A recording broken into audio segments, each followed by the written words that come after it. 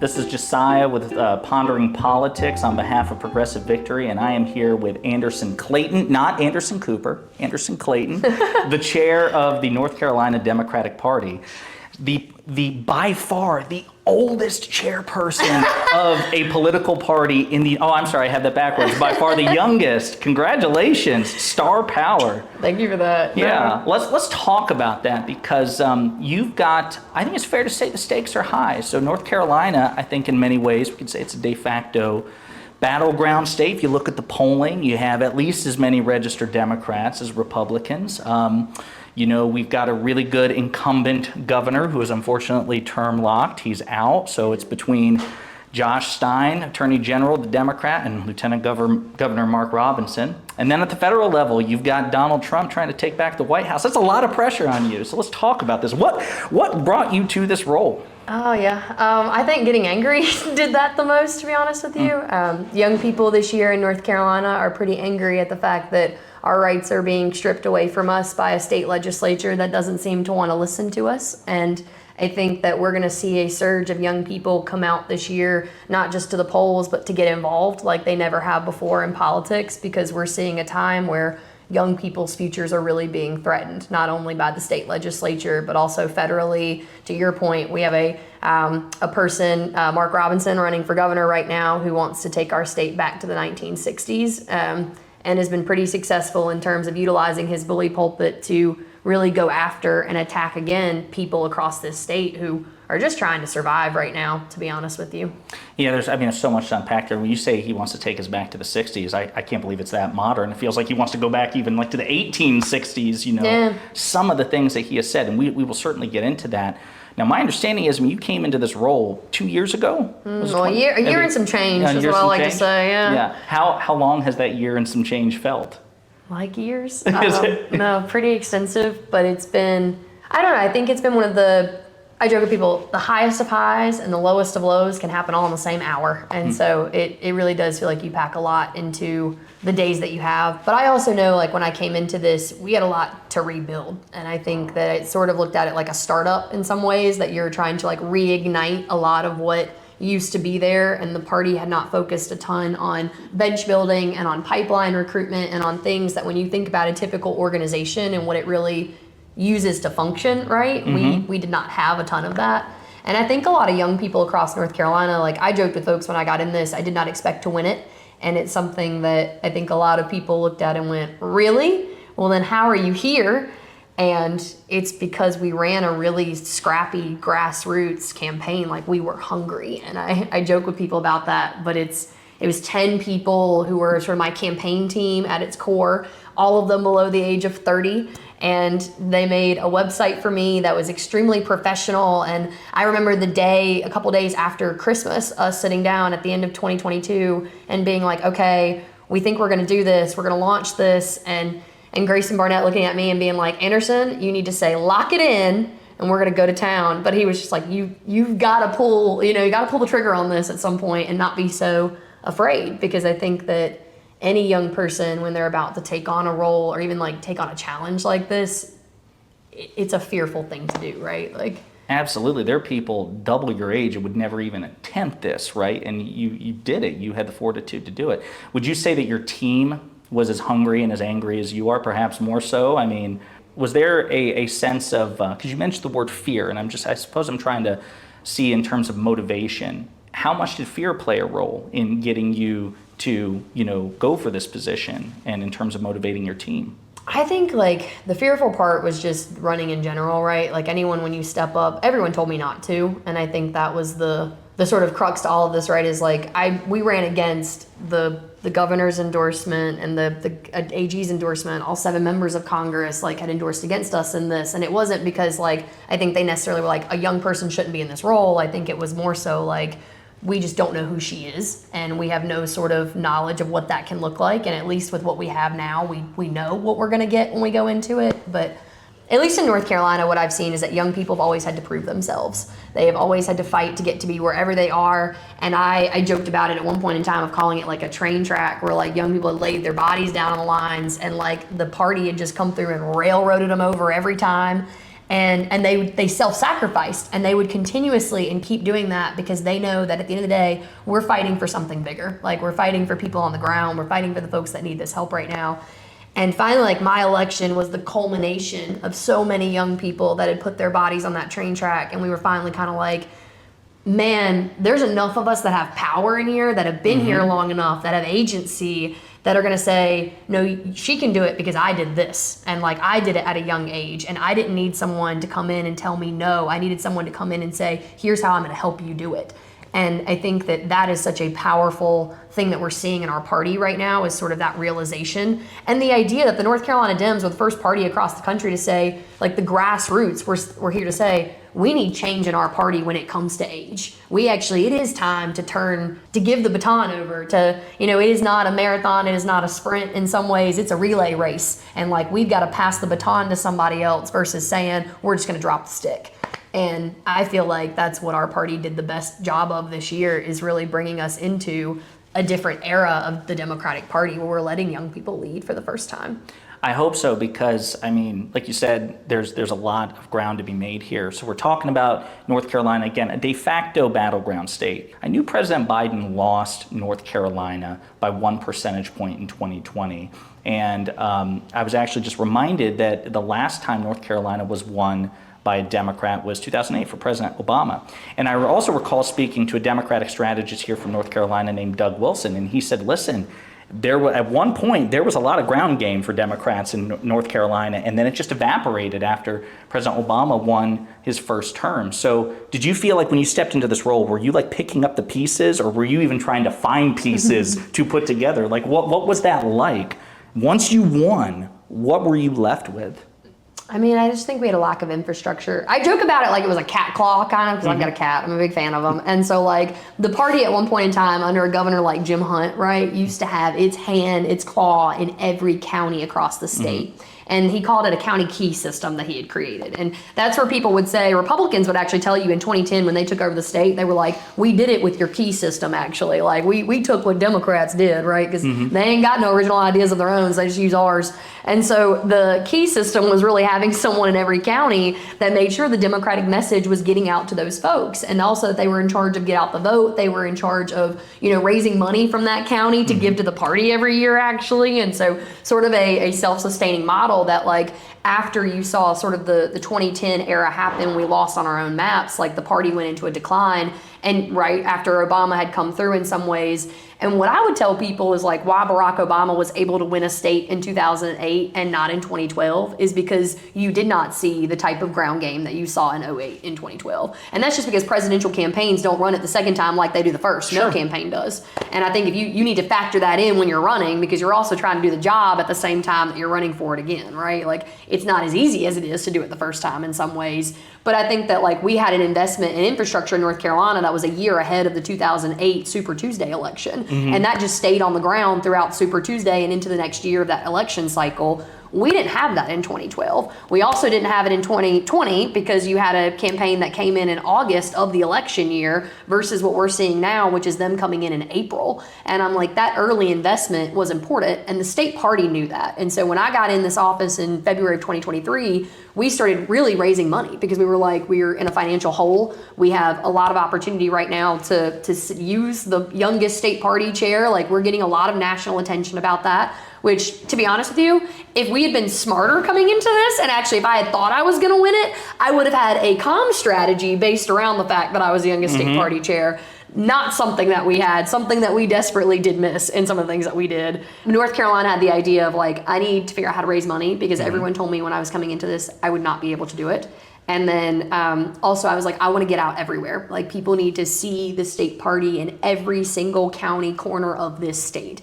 Anywhere someone will invite me, I will show up, which meant I was on the road every single day of 2023. And we were going out to counties everywhere, events everywhere. Some of the counties we'd be back to twice in 1 week if that was like what it needed to have, like what it needed, you know what I mean? And it was sort of judging that based on the fact that we were doing call time with these county chairs. I had spent the entire month of January on the phones from 9 a.m. to 9 p.m. every day. Like, I would walk into my call time manager's house at the beginning of the day, and I would sit there on the phones with him all day long, and it would just be me being like, he said, call one more person, and then it would like give a spirit back in you, and you'd be like, okay, I can do it one more time. But I had called every county party chair, so all of them had my phone number. When I called them back, like when I became state chair, all of them were, and they answered the phone for the first time. Like they had not picked up the phone. Funny for the how that works. State party beforehand, right? And I was up in Perquimans County. We launched a thing called a rural tour that we're doing now, which is sort of something I've been doing since I have been in this job, right? But it like, I don't know, it all kind of came back to like we were going to brand it. We're actually going to have like 3 talking points we're going to give out in every county now. Like we're going to officialize this shit in some ways, and we did. But when I went out to Pasquotank County, it was the first time I'd been back in that county since forever, right? And Tammy Miller White is the chair in that county. And she told me, she said, Anderson called me. She gets up in front of a room full of 12 people maybe, because it's a tiny county. And, you know, we're all sitting up there. And she goes, you know, and it was Pasquotank. We did Perquimans the next day. And we had Currituck, Dare, and Washington. And she was sitting up there and she said, you know, Anderson, like, I had not really believed anything you told me when you ran for this about the type of resources y'all were going to give us, about the type of like investment the state party was going to put back into rural North Carolina again. And she said, I owe you an apology. She said, because you have. And like, I'll be honest, like I started crying. It was one of those moments where I was sitting up there being like, I don't know if we've done everything that like we had said we could, like we want to, right? We want to achieve it. And it was sort of like you're getting that notion everywhere. And there's that saying, right, like 90% of politics is just showing up. And I think that for such a long time, the party just did not do that. And we didn't show up everywhere. And we've taken the approach now of like, if we can run a Democrat in every race in any county that we can find, we want to. And the message is holding Republicans accountable, right? Like it is about giving democracy an actual chance, which means you have somebody on the ballot to fight against what they're giving us right now. And so the party filled 168 out of 170 state house and Senate seats this year. First time we've done that since 2018. And it was through the help of like pulling in the House and the Senate caucuses to be like, where can we fill gaps for y'all? Because we know that they're not going to be your top tier races all the time. Like, how can the party be that sort of place where like it's the treasure chest of whatever can come out of it, right? In some ways. And it's just not, it has not done that the last 6 years. That sounds like one of the recurring themes is the importance of connectivity between the county party, the state party, and the party at the national level. And you also mentioned that one of the things that President Biden and the Biden campaign seem to have learned from 2012, 2016, 2020 is that we need to get North Carolina early. Yeah. So you said that you know, the Biden campaign has made more of a concerted effort here in starting in April. So since you took over, since President Biden has made more of a concerted effort, are you seeing meaningful progress there? Like, what can you describe? Like, obviously, we know that you need to help provide for the county level party. How important is it for the federal, the national party, to help you? Is it like a pipeline from federal to state to county? I think it builds on itself, right? And I always say, like, you start with the grassroots and you move up. And so the state party's main priority this year was like, we got to rebuild the county parties, and we need to have an operational county party in every single county. And the greatest thing, when we did that rural tour in northeastern North Carolina, Washington County, we had folks there that looked at me and they said, we're from Gum Neck, North Carolina. And I said, where in the hell is Gum Neck, North Carolina from? Because I said, I actually don't know where that is. And they said, Terrell County.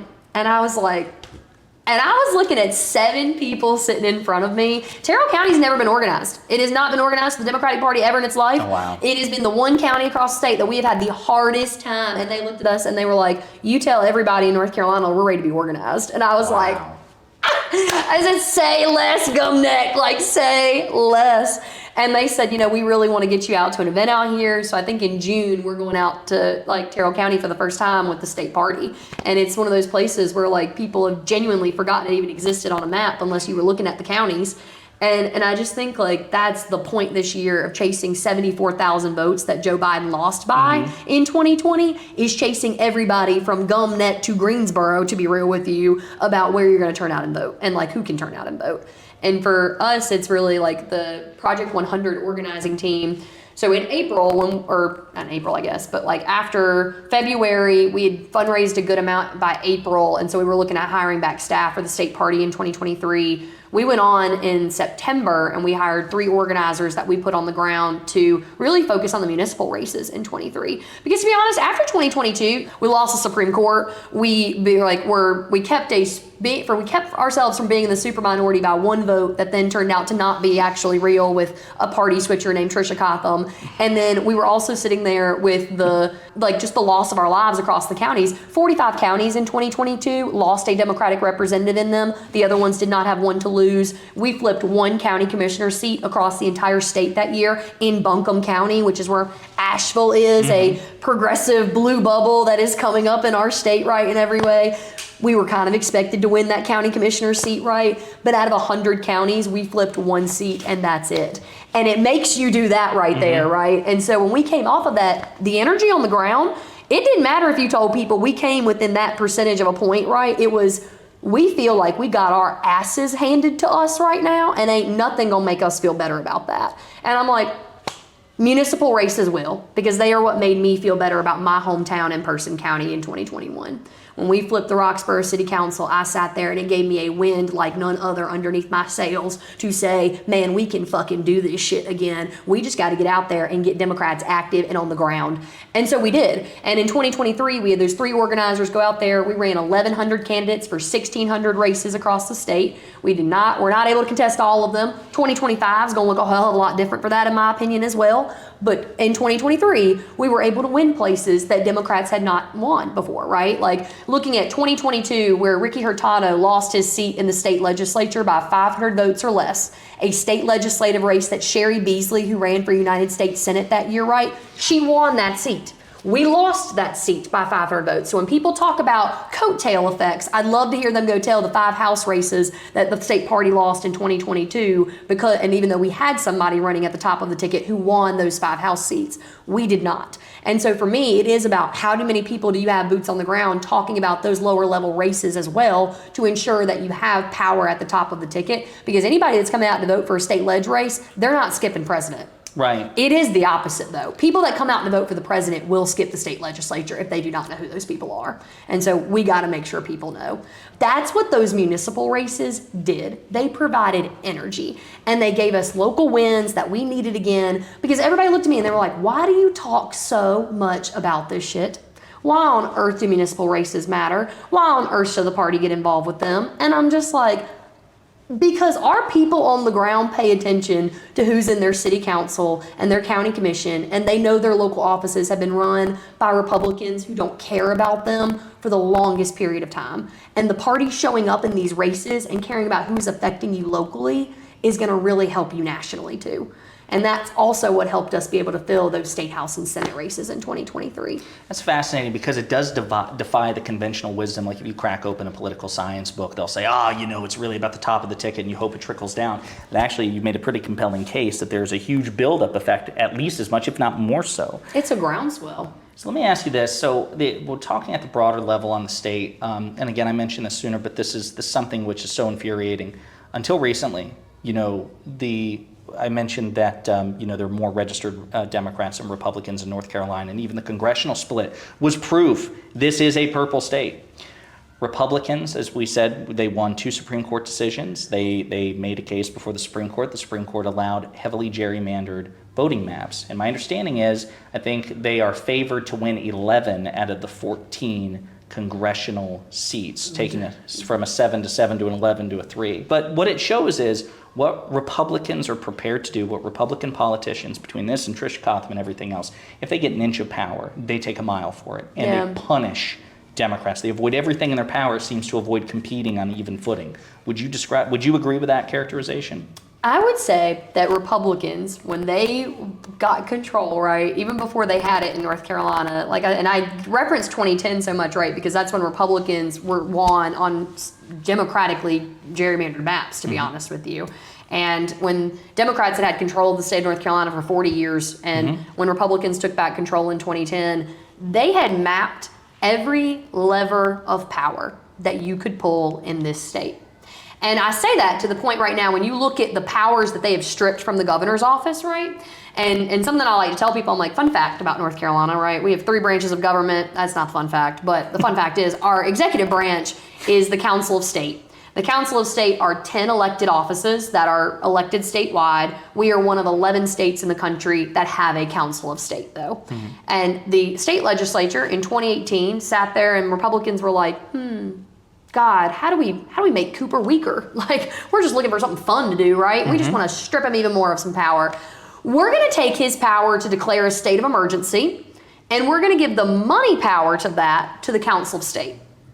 And we're going to see how much he can do with a 6-4 minority for Democrats on the Council of State, how many state of emergencies he can call and actually utilize the power of it if he doesn't have it. So when we go into a pandemic and he calls over a state of emergency with the pandemic and a mask mandate, there's only the mandate that he can give. There is no money behind the mandate, right?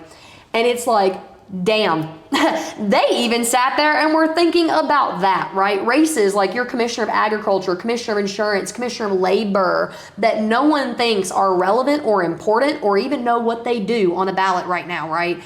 And it's saying like these positions became even more important to them because they are a lever in this.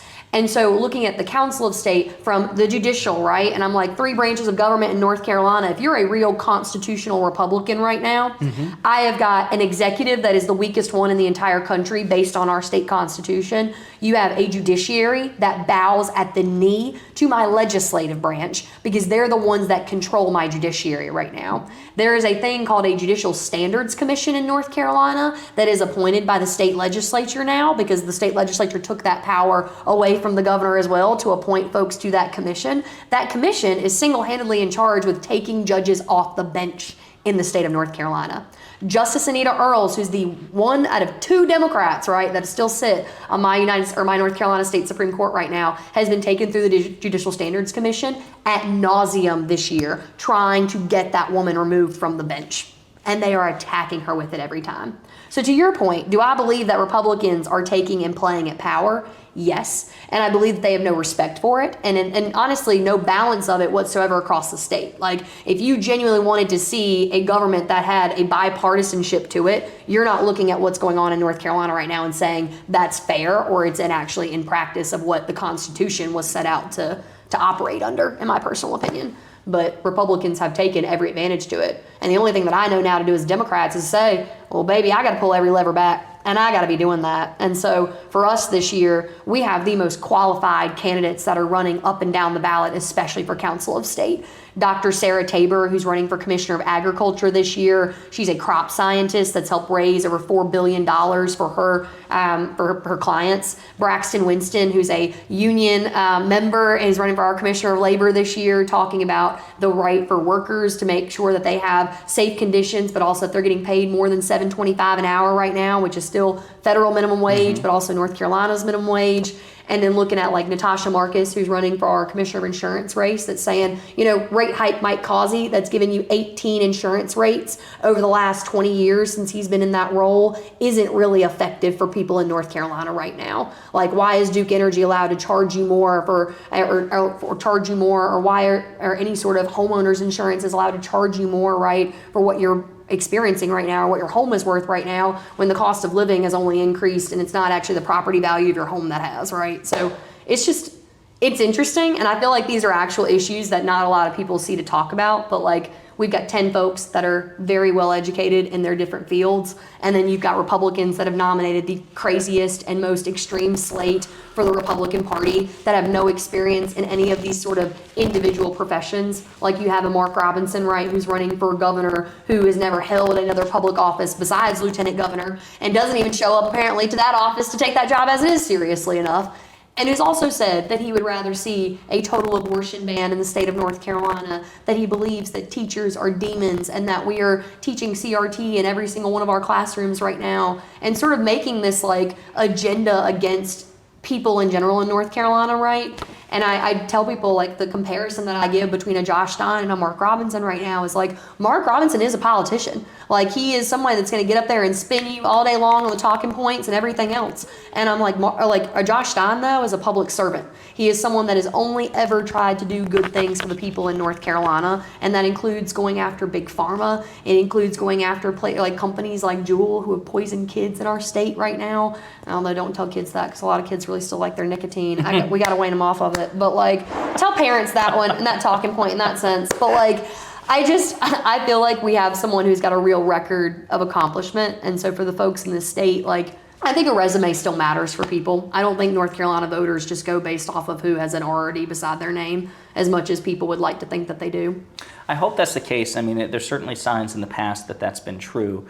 Mark Robinson, I mean, we do need to talk about him for a minute because, as far as, he might not have the name recognition in terms of some of the Republicans' absolute craziest in terms of their pantheon. Like you hear of Carrie Lake, Marjorie Taylor Greene. He's just as bad. Yes. Actually worse, but So I'm curious, like if somebody watching who is, they hear this and they say, okay, well, it sounds like Republicans have worked in overtime to strip the governor of crucial powers. It's effectively a figurehead, and so you could make the argument. What's the danger of Mark Robinson becoming governor? I think there's a lot of danger, but if you could articulate, what would it mean if Mark Robinson wins the election? It's hard for me to even say what he has said and make it be like salient for people, right? To like understand, no, this man is full of just like, he hates people and he sounds really great when he's talking about it, but it's like, no, the words that he's saying are actually so hateful. And it's not someone, like, you don't want someone that is representing every person in this state to hate half of them. And like, that's something to me right now that we're experiencing. Mark Robinson, though, it's a website that the state party has created called realmarkrobinson.com, because I think that people actually need to hear it for themselves, for them to believe it. And so it's every single thing that he has ever said about any issue or any like sort of demographic that you could care about, in particular women. Because to me, this election cycle, not only from Mark Robinson, but also Donald Trump, like it is about what type of world we want to live in. And especially me as a young woman, like there was at one point in time where you could not say, grab someone and it be considered okay. And I think that it's now mainstream to talk about women in this way of like, we at one point in time were authoring the Violence Against Women Act to make sure that we were protecting women. And right now I feel like women have been more threatened, and people in general, right, marginalized communities in general feel more threatened in this country than they did 4 years ago, right? Or 8 years ago when we actually had still a Democratic president in charge. And when you had Donald Trump come into office, it became this very like hostile environment for, I think, young people, young women to come into politics even.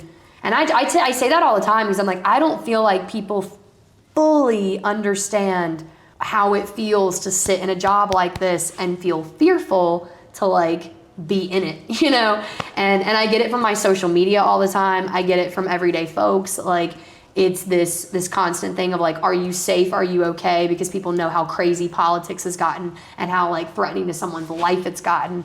And I hate that because I'm like, to the point that I think other people would make, like, you used to be able to disagree without being disagreeable. And there used to be something in politics where there was a semblance of like, it is not to the point where I might punch you or I might get physical with you over how like you feel about something or how we come to terms on it. But I don't think that's the case anymore. And I think Mark Robinson, to your point, it is the weakest executive office, but it is the most powerful in the terms of the bully pulpit. And like, that's what he would have, a greater one. And one that would say, if we do, and I fully expect us to break the supermajority on these maps right now, a Mark Robinson that's got a full supermajority in both the state legislature or the state house and the state senate would say, we want a total abortion ban in North Carolina tomorrow.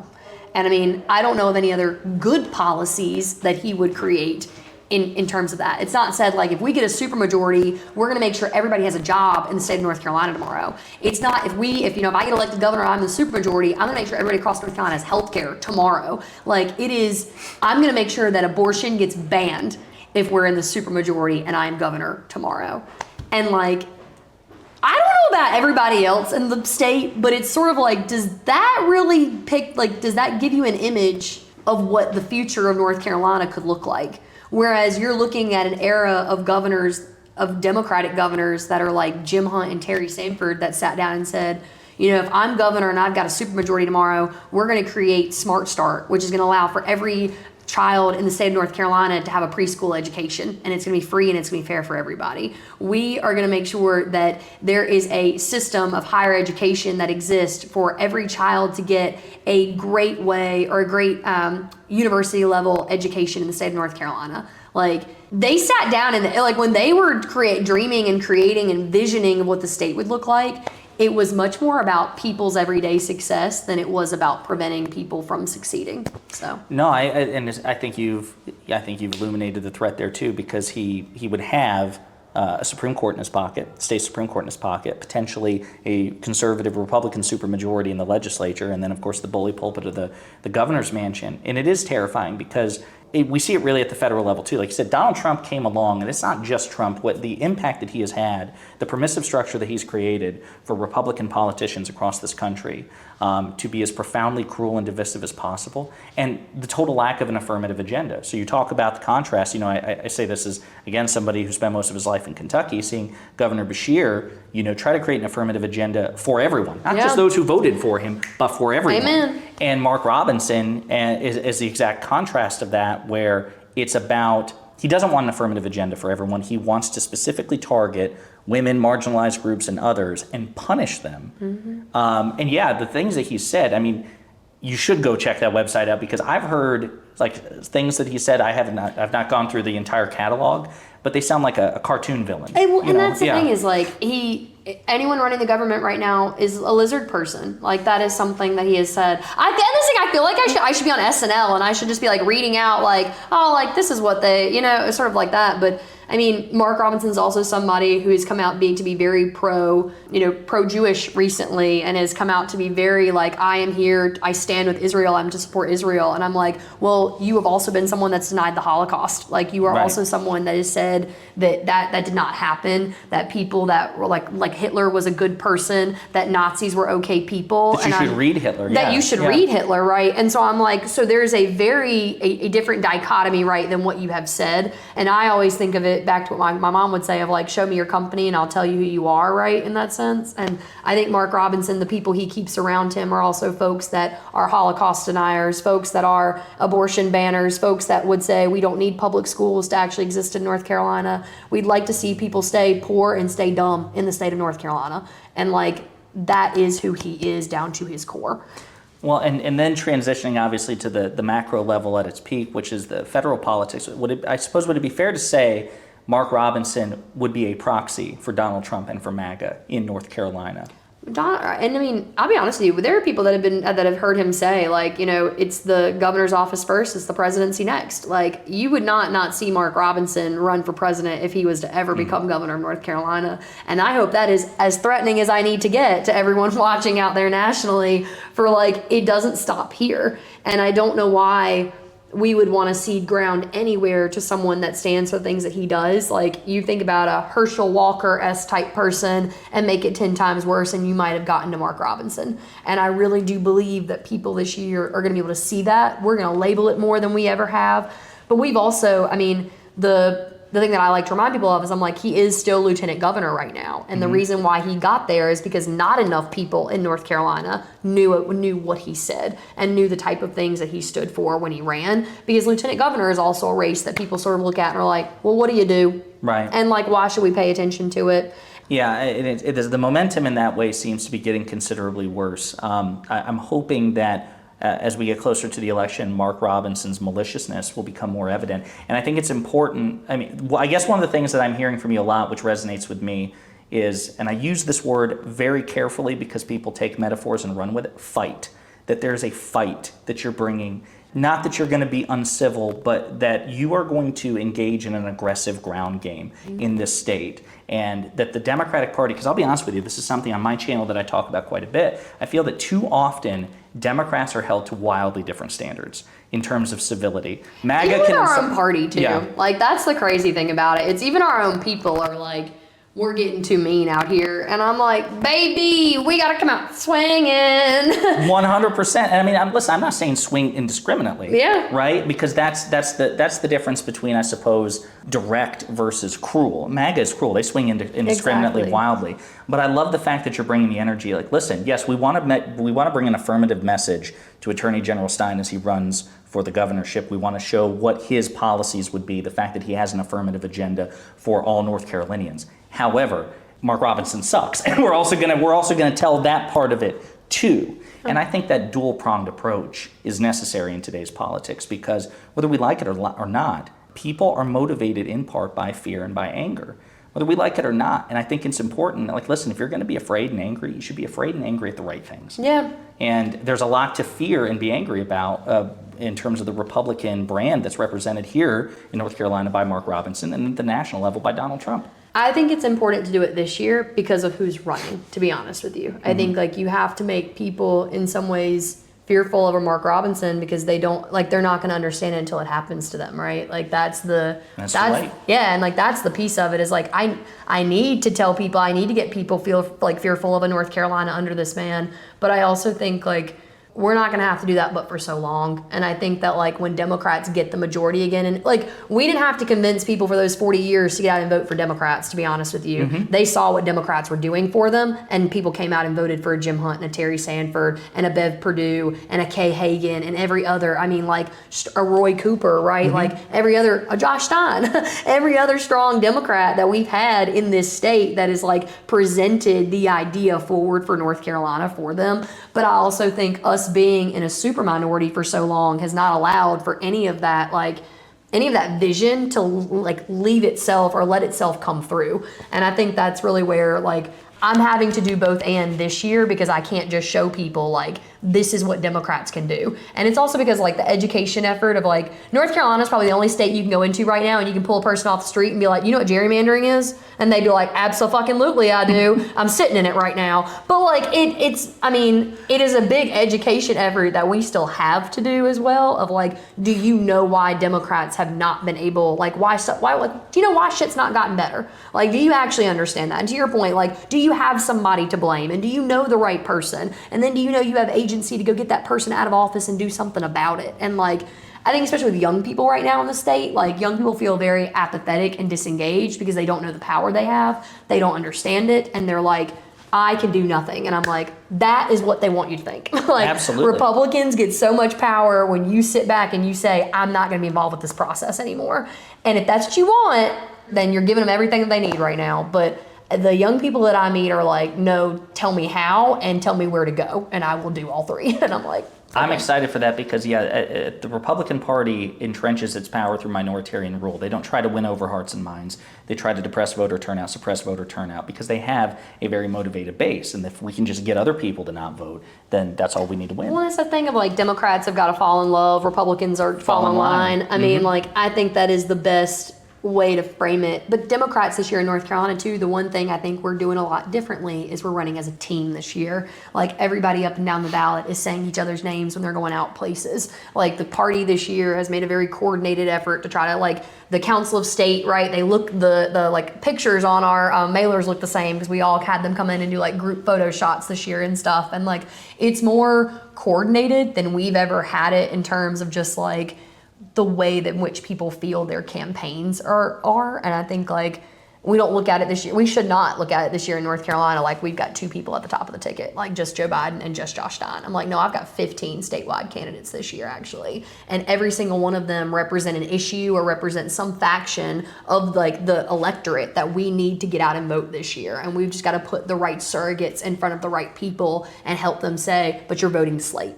Like, that's what you're doing. Well, then I suppose I'll ask this, because then at the federal level, we do have President Biden, an incumbent president, who has various political challenges despite, and again, this is something which frustrates me immensely, a very robust record of success. And so to your question, like, at the state level, you can't pitch a Democratic success story in terms of like a really robust record because they've been stymied by Republicans. Mm-hmm. When you're also campaigning on behalf of the president, one of the things I struggle with is, okay, how much do we talk about what Biden has done because I feel it's wildly underreported versus how much Biden wants to do in the next term? I feel like they're both important. Mm-hmm. Personally, my gut instinct is if you want me to come out and vote for you again, yes, I want to know what you're going to do with my vote this time, but I also want to know what you did with my vote before. Otherwise, why should I turn out? Yeah. Can you weigh in on that at all? I'd love to know what your instincts are in terms of trying to make the case for Democrats at the federal level. It would really depend on the audience that I'm talking to as well. Mm-hmm. I think for young people this year, it is a huge aspect around we've got to protect abortion rights where we still have them, and we've got to fight for more where we've lost them. And I think that it is a huge motivating thing, especially for young women on college campuses right now, young men on college campuses right now too. And the other sort of side to that I look at is like that is at the national level, that's also at the state level too, right? So it's sort of a two-pronged battle that we're fighting in that way, which is helpful to us right now. And I also think that the way, and especially for rural North Carolina right now, people, to your point, just don't know. Like a lot of these county commissioners and city councils, like local journalism does not exist in these communities anymore. No one's writing about the fact that their county just got $3 million. And like the county commissioners that are Republicans are not going around yelling at like, hey, did y'all know that Joe Biden and Kamala Harris just gave us $3 million out here? Damn, that's nice. Like, thank you, Mr. President, no, for the bipartisan like, infrastructure thank law. You for this. Yeah. That like Tom Tillis and Richard Burr voted for, might I add, right? Because even my Senate Republicans knew like, hey, North Carolina's infrastructure could use some money right now, and like we've got shit we need to fix too, especially these rural counties where you have runoff from CAFO's farms that have been polluting waterways, and so making sure that you do have pipes that don't have lead in them for clean water in cities and counties throughout the east, and like in the west it was to go forward or towards like broadband expansion, right, for some of these counties. In the Piedmont they did whatever with it. Like I mean it genuinely went towards like and the Henderson County Dems did such a good job. Like they did this video where they took people around to visit every American Rescue Plan Act like site that got money from that, and like one of them was a playground that's a multi-use playground for kids with disabilities,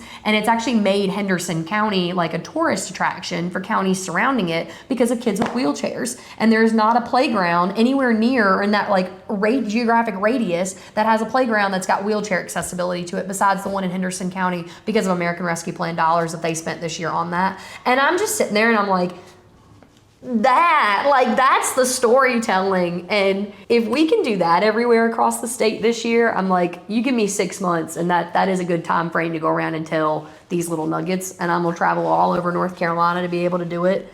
And I think the more that the party can show up and say that and tell that, and the more that Donald Trump does not have an office here, does not have a field organizer, does not have a staffing presence whatsoever, is only going to help us more in that sense. Because the one thing that I give Republicans a lot of credit for in North Carolina in the last 2 election cycles is that they stole the Democrats' playbook. Like they had a ground game. They had regional organizing directors here in 2022. And I sat there and I said, Republicans are investing in field.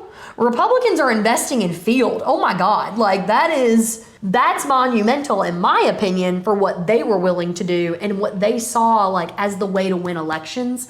And I think that Democrats have got to get back to our old playbooks again. Like we are not so far past where we once have come from in so many ways. And like, I think Kentucky would understand that too, of just like retail politics still matters so much, even in more urban areas too, of like, how do you know who represents you locally? Yeah. And if you can answer that question first, like you're a lot more likely to get out and vote. But most people could not tell you who their city council or their county commissioner is. And that's also a big problem that I have in general, is just like, you're supposed to know who represents you in government. Government's supposed to want you to know them as well.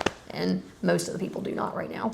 Well, it sounds like the ground game is obviously on fire right now in the best possible way. It sounds like you're getting more support from the national level from President Biden and the Democrats. And it sounds like with respect to stories, you have a hell of a story to tell. So where can people, if they want to contribute, where can people go? Anyone can go to the North Carolina Dems website. It's ncdp.org and get involved. We are launching canvases every single weekend, phone banks every single week. So we've got different options for everybody depending on what your sort of talent or time allots to you for. And I like to tell people, if you are not a phone banker, if you're not a door knocker, at least yet, until I can make you one, what is something else that you are good at doing that like you would like to give your time or your talents to? There's a job in this party for everybody. I just need to know what yours is. And they can also go there and donate to our Project 100 team that we're really excited is out there every weekend knocking doors. I think we were, at least from what I've been told by everybody, we are one of the first state parties that were out there on the doors this year. So we've been knocking since March, and we had at least 1,100 doors knocked from the state party just last weekend alone. Wow. And then our county parties are also knocking doors individual from that too. So it's really exciting. Well, Anderson Clayton, I appreciate it. Thank you for your time. Thank you, seriously.